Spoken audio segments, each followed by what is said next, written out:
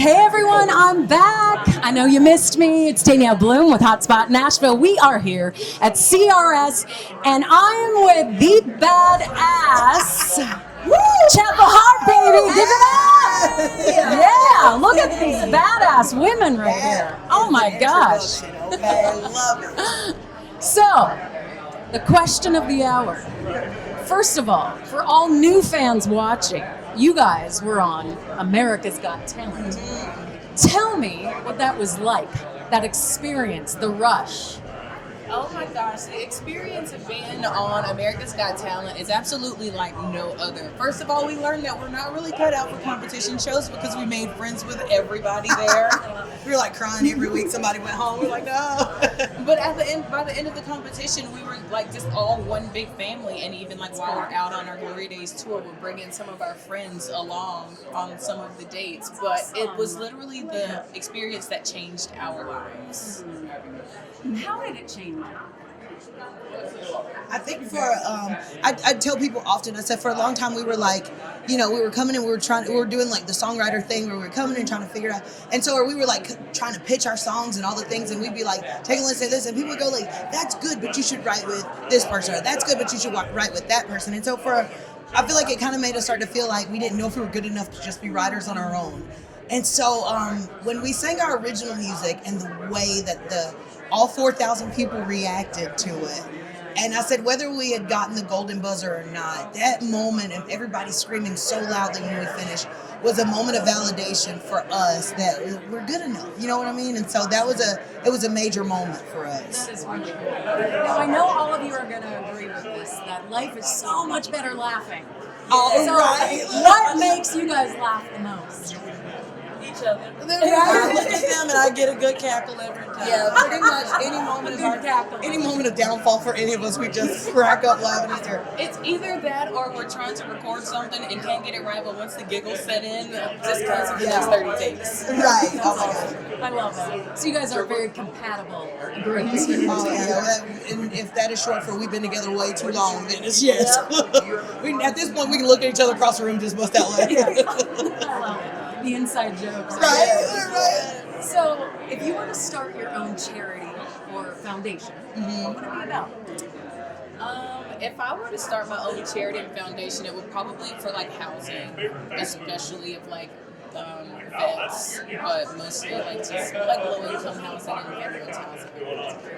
Right. I always wanted to do a charity for adoption and to fund better foster homes and all the things, and and to kind of help if there's a way that we can push a faster adoption system, or and just kind of put some research and funding behind that. And so I think that's a super special one for my home.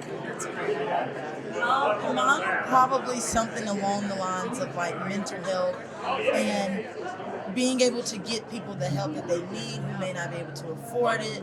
So somewhere along those lines. I love that. That's amazing. What is the best concert you have ever attended?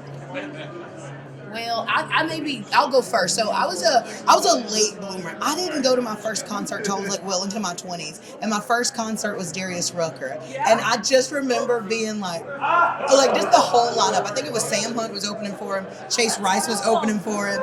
And I just sat there, and by the time I was just crying, it was this is what I want to do. And it also feels like a full circle moment for us as well with our single out with him, Old Church Hymn.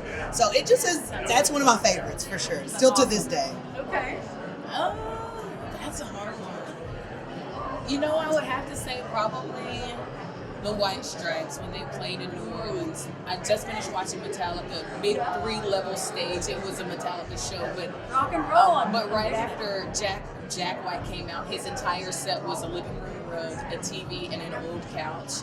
But it kind of gave me that confidence. You can have an intimate show and it still come over being very huge at the same time, but just as connected with all of the people. And it was such a crazy dynamic coming after all the bells and whistles and then just breaking it down and kind of just snatching their slow. That's cool. Mine is gonna have to be the Big and Rich concert that we went to for my, what was that, my 23rd, 24th birthday? 20, something like that. You're so One of them ancient. birthdays, right? Ancient. One of them birthdays, and I got to meet Gretchen Wilson. We got to go on their tour bus. It was the whole shebang, and it was the best night ever. It was amazing. That's awesome. And so, what can fans or new fans also expect for your live show?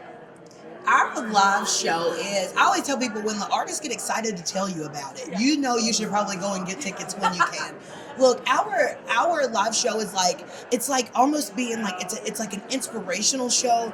We laugh, we cry, we like, you know, it feels like being at a show, like if your college friends were like superstars, I guess, like, but it's like being with your friends, and we talk to them, like we talk to folks in the audience. It is just, it's so fun and so interactive. And I mean, like, it is just, if you get a chance to come, you should come, because Really, AKA, you better be there. you baby. better be Yeah. there. You know, but it's, go ahead. I was gonna say, it's not just a show; it's an experience. Yeah, like right. it is a full-on experience. That's awesome. I love hearing about this. So, any last words you would want to tell your fans? I think if I had any last words, I always try to tell people and remind people, you don't really know how big it is to just remember to be kind. You know, maybe it's holding the door, maybe it's telling somebody good morning, maybe it's asking somebody how they're doing. But just remember, even if you already know it, just remember to just be kind. I like that. And the song Jolene. Yes. All right. So the response. How did that start? But I love it. Well, it was actually during quarantine, and we were shooting a cover video for 9 to 5. And if you watch in the first scene, Deb comes in and she's a line cook, and her shirt says "You can have him," signed Jolene.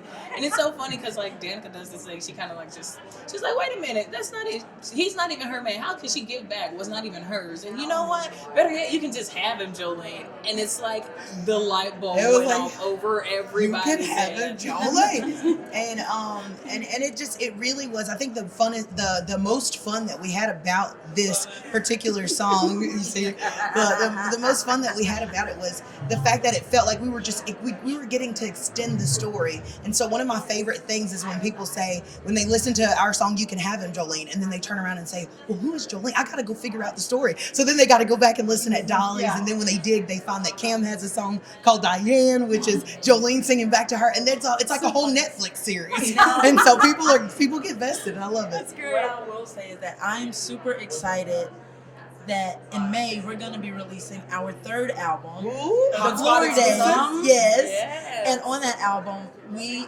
before Loretta passed away, after our AGT performance, she kind of reached out on Facebook, media. yeah, and she said, "Well, I like what y'all did with Dolly's song. I want y'all to do something like that with one of my songs." gosh, So that's on that amazing. album, we're going to be extending Fifth City with the song "Welcome to Fifth City." So I am super, super excited about that. So I think Yeah. I think it's safe to say that if you love You Can Have Him, Jolene, you are going to absolutely love Welcome to Fifth City.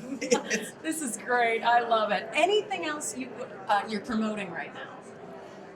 Well, other than that, we're on the road, and we will be for the next couple of months on our very first nationwide headlining tour, Oh, nice. The Glory Days. And so you Love it. never know what city we may be in, but make sure you follow us everywhere. Yes. Chapel Hart, it's Chapel Like a Church, HART.com. Y'all go get your tickets. I promise you, it is worth every dollar bill that you will spend on them.